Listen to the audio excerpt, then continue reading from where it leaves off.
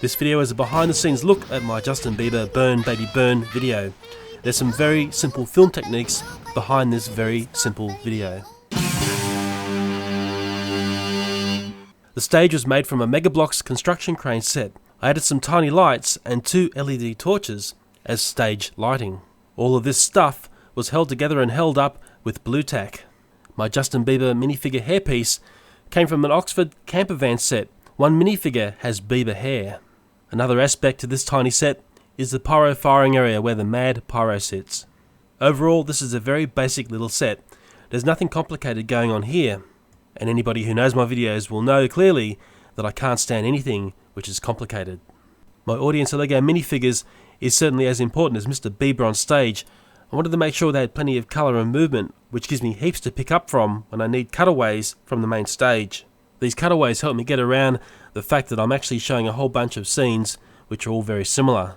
The audience movement was done very simply. The minifigures were mounted on strips of plywood using double-sided tape and their base plates, and underneath was a small amount of blue tack set up as a pivot point of movement.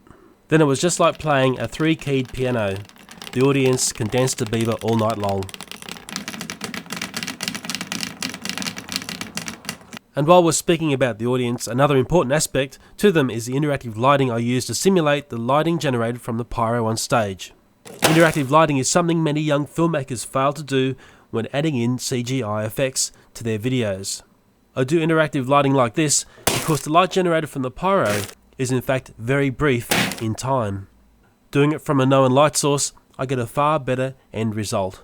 Doing this simple lighting effect makes your explosions far more realistic once you edit your footage together. My interactive lighting was done with a 500 watt work light, moved very quickly across the set. I repeated this action several times on several different shots.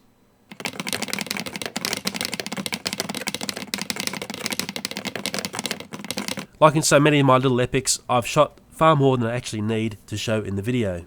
It's actually good to do this because it gives you far more leeway, and I find I've got lots of options to use when I go to edit this little video together. And as I've discussed in other how-to videos, I like to keep the edits really short and keep the audience glued to the screen.